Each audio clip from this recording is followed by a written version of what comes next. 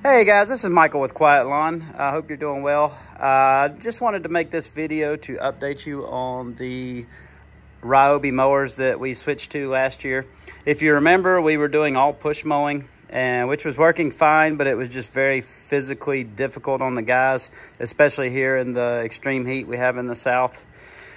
So, last year we started looking for another option that still had some of the benefits of a push mower, something that was lightweight, that wasn't going to damage turf, something that was going to be easy to learn how to use, which, you can't get much easier than getting one of these little mowers right here as far as being able to train somebody. And that was kind of the main thing. We wanted something that was going to alleviate some of the physicality of mowing all day in the extreme heat. And we bought one of these, and now we've bought a second one. This is actually the second one. The first one's still out mowing right now. But I think this one has probably, I think it was 150 hours on it. The first one we bought probably has closer to maybe 400. I'll have to look when it comes back. Overall, we've been very happy with these things. I wasn't sure how durable they would be, and I still don't have a lot of, I still don't know how durable they're going to be long term, when you start getting up over 1,000 hours. But so far, they've held up really well. We haven't had to, the only part I've had to replace, and I didn't really have to replace it because what I replaced doesn't even really seem like it made any difference. But on the other one we have, the steering seems to be a lot stiffer. It's a lot harder to turn. And I thought that was because of, there's a little gearbox right here that you have to replace, just a little gear and, that little metal bar there that has some teeth on it.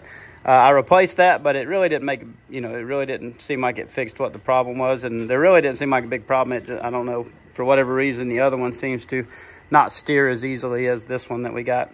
But we haven't had to replace a single thing. No blade motors have gone out, no controllers, no electronics. We did have to replace a tire because one of our guys ran up on a curb and busted the sidewall, but that has nothing to do with the mower. But otherwise, it's been really good.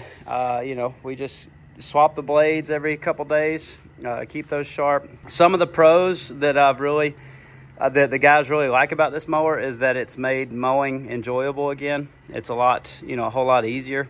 This is a lot easier than pushing these mowers around all day. At least it gives them a break.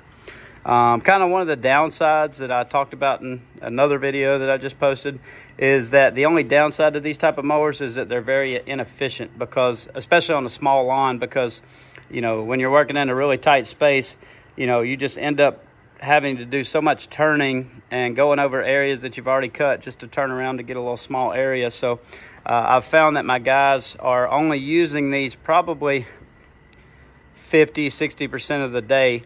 They're using the push mowers a lot of times, in those small areas or on the small lawns where it just doesn't make sense to get this thing on there. So I am looking at experimenting with the upgraded model of this with the zero turn, the 30-inch iDrive that has the joystick, and it's actually a zero turn, because that would, hopefully get it where the guys can use these riding mowers, 80-90% of the time, and only have to use their push mower, the other 10 or 20. Because it's just very taxing on their bodies. But like I said, otherwise these have worked really well. I can't think of any issues. They seem to charge. We haven't had any issues with the chargers overheating. This one still has the original lead acid batteries. I'm about to switch it out. It took me probably 3 months to get the batteries and stuff from Big Battery that I needed and the charger. But I did finally get that, and just in time, because these lead acid batteries on this thing are pretty ran down, because we deplete them every day. So I don't think this thing has a ton of capacity. I think maybe the guys can cut 6 or 7 yards with it. But I'm about to upgrade it like I did the other one, and I'll make a little video about that. But I already made the other video to show you how to convert these. But yeah, otherwise doing great. The guys, it's really made a big difference. Like I said, now the guys are, more excited to mow than to treat lawns, which was always, hard to get people to do. This is actually easier than treating lawns now, because they don't get to ride a machine when they treat lawns. So it's definitely made a big difference. Like I said, I'll try to update when we start getting closer to 800 to 1,000 hours and see if these things start falling apart. When you feel them, they feel like they're very you know, they don't feel like they're very durable machines. But, you know, the reason I went with this RYOBI 48 volt line is because it's been out, you know, I would guess probably at least 5 years, maybe more. And it's just proven. And I saw lots of feedback on forums where people had, you know, well over 1,000 hours on their machines, and you know, they had very little issues with them. So we've been happy so far. I would like to test the iDrive because I think that would make it even easier for the guys, especially on the small lawns, and you can still keep the same lightweight, same small footprint that you have on this one, except, you know, get rid of the steering wheel and, you know, replace it with a 0-turn capability. But anyways, thanks for watching. Love to hear your comments below, and I hope you're all doing well.